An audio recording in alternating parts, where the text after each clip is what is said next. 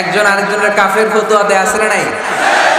আপনি যখন আরেকজন ইসলামিক ক্লেরিক, আমরা নাম বলতে পারি ডক্টর মিজানুর রহমান আজহারি, তাকে নিয়েও বলেন যে তিনি কাফের, তাকে আসলে দেশ ছেড়ে চলে যেতে হবে, তখন আমরা একটু কনফিউজ হয়ে যাই। মানুষ একটা বক্তার নাম নেব, রাগ করবেন না, কারণ উনি নাম নিয়েই মিজানুর রহমান আজহারির বিরুদ্ধে কাফের পর্যন্ত ফতোয়া দিয়েছে না? শেখ আব্দুর রাজ্জাক বিন ইউসুফকে কাফের ফতোয়া দিয়েছে। তিনি যদি গোটা বাংলাদেশের উলামা সমাজকে কাফের বলে দিতে পারে, তো তার নাম নিয়ে একটু দুটো কথা বললে রাগ করবেন নাকি আপনারা? ওনাকে এনায়েতুল্লাহ আব্বাসী মিজানুর রহমান আজহারিকে কাফির ফতোয়া দিয়েছিল। তারপর মিজানুর রহমান আজহারি এনায়েতুল্লাহ আব্বাসীকে কঠিন জবাব দিল। আসুন আমরা সরাসরি মিজানুর রহমান আজহারির সেই ভিডিওটি দেখি। এক আলেম আরেক আলেমের বিরুদ্ধে বলে স্টেজে বসে, আছে না নাই? একজন আরেকজনের কাফের ফতোয়া দেয়, আছে না নাই? আপনাদের গাজীপুরে আলহামদুলিল্লাহ এগুলো নাই। এটা একটা মহামারী এবং ভয়ঙ্কর অবস্থা। অন্যকে নিয়ে ব্যস্ত থাকা, অন্যকে সময় দেয়া, প্রিয় ভাইরা, স্রষ্টার দেয়া আমাদের জন্য সবচেয়ে দামি বিষয় হচ্ছে, আল্লাহর দেয়া সবচেয়ে দামি গিফট হচ্ছে আমাদের সময়।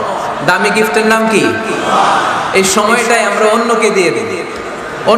অন্যকে হিংসা করতে করতে এই দামি সময়গুলো নষ্ট করে ফেলে। এটা ঠিক না। আমারও অনেকে দেশে কাফের বলে, আছে না নাই? আমি অবাক হয়ে যাই, এই কাফেরের কথা শুনতে এতগুলো আল্লাহর ওলি কি করে আসে? আমার বুঝে আসে না, এই কাফেরের কথা শোনার জন্য এরকম ধাক্কা ধাক্কি হয় কেন? আল্লাহ তুমি হেদায়েত দান করো। আমি শুধু আল্লাহর কাছে সাহায্য চাই আর আপনাদের দোয়া চাই। দোয়া করবেন, বদদোয়া দিবেন না তো আবার। আর কে আমারে কাফের বললো, কে কি ফতোয়া দিল, আই ডোন্ট কেয়ার। ওইদিকে আমি তাকাই না। এর কারণ পিছনের দিকে তাকানোর সময় আমার নাই। চিল্লা এখন ঠিক কিনা? সিংহ একটা সিংহ ঘন্টায় ছুটতে পারে 90 কিলোমিটার বেগে। কত কিলোমিটার? একটা হরিণ ঘন্টায় ছুটতে পারে 100 কিলোমিটার বেগে। তাহলে কে জোরে ছুটে? জোরে বলতে হবে। সিংহ কত কিলোমিটার? হরিণ। তারপরেও হরিণটা 100 কিলোমিটার বেগে ছোটার পরেও সিংহটার কাছে সে ধরা পড়ে যায়। এর কারণ সিংহ যখন ধরার জন্য ছোটে, সে শুধু সামনে তাকায়, সে পিছনে তাকায় না। আর হরিণ 100 কিলোমিটার বেগে ছোটার পরেও সে ধরা খেয়ে যাবার ভয়ে বারবার পিছনে তাকায়। আর পিছনে তাকার কারণে ওর গতিটা স্লো হয়ে যায় আর সিংহের হাতে বধ হয়ে যায়। পিছনে তাকাবার সময় আমাদের নাই। চিল্লায় বলো ঠিক কিনা? আমরা অহংকার শিখি নাই, আমরা হিংসা শিখি নাই। আমাদের বুকে আছে বুক ভরা ভালোবাসা। আমি বিএনপি বুঝি না, আওয়ামী লীগ বুঝি না, জাতীয় পার্টি বুঝি না, জামাত ইসলাম বুঝি না, তাবলীগ বুঝি না, পীরের মুরিদ বুঝি না। যারাই পড়েছে লা ইলাহা ইল্লাল্লাহ, তার জন্য আমাদের হৃদয়ে জায়গা আছে না নাই? মুসলমান কেন, হিন্দুদের জন্য আমাদের বুকে জায়গা আছে না নাই? হিন্দু ভাই যদি বলে আমি পড়বো আশহাদু আল্লা ইলাহা ইল্লাল্লাহ ওয়া আশহাদু আন্না মুহাম্মাদ রাসূলুল্লাহ, তার জন্য আমাদের দরজা খোলা আছে না নাই? This is the beauty of Islam. এটা ইসলামের সৌন্দর্য। এটা অনেকে বুঝতে চায় না। আল্লাহ আমাদেরকে সহি সমাজ দান করুক, আমরা পড়ি আমিন। হিংসা, বিদ্বেষ, অন্যের পিছু লেগে থাকা, গীবত করা, অন্যকে গালিগালাজ করা, অন্যকে কাফের মুশরিক বলে ফতোয়া দিয়ে এই পবিত্র মঞ্চগুলোকে নষ্ট হওয়া থেকে যেন আমরা বিরত থাকতে পারি। আওয়াজ করে পড়তে হবে আমিন। আসসালামু আলাইকুম। সম্মানিত দর্শক মণ্ডলী, আপনারা তো মিজানুর রহমান আজহারির বক্তব্যটি শুনলেন।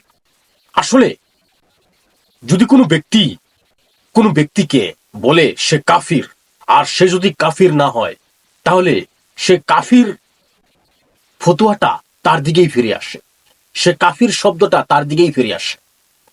সেজন্য একজন মুসলিম আরেকজন মুসলিমকে কখনো ভুল করেও কাফির বলবেন না।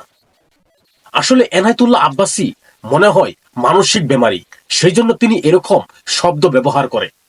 যদি উনি সবাইকে, সকল বাংলাদেশের আলেম সমাজকে এরকম ভাবে কাফির ফতোয়া দিয়ে যায়, তাহলে সেই কি শুধু আলেম? সে তো নিজেকে এরকমই মনে করে। যেরকম তিনি মিডিয়ার মধ্যে বলেছিল যে আমি একজন গ্র্যান্ড মুফতি, আর আমার কলমে যেখানে আমি কলম বসাবো সেই ফতোয়া কাটবার মতো কোনো মুফতি এই বাংলার জমিনে নেই। মিজানুর রহমান আজহারি বলেছে এক মাহফিলে যে আমি যদি তাহলে কাফির, তাহলে আমার মাহফিলে এত মানুষ কেন হয়?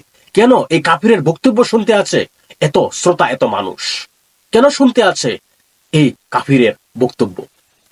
আসলে এই এনায়েতুল্লাহ আব্বাসী বড় বড় আলেমদেরকে টার্গেট করে এরকম বক্তব্য দিয়ে থাকে। এই এনায়েতুল্লাহ আব্বাসী একজন স্পষ্ট ধর্ম ব্যবসায়ী, সেটা একজন জ্ঞানী মানুষকে বোঝানোর দরকার নাই। একজন জ্ঞানীর জন্য ইশারাই যথেষ্ট। আশা করি আপনারা এই ভিডিওর সম্পূর্ণ বিষয়টি বুঝতে পেরেছেন। আরেক ভিডিওতে আবার দেখা হবে ইনশাআল্লাহ। আসসালামু আলাইকুম ওয়া রাহমাতুল্লাহি ওয়া বারাকাতুহু।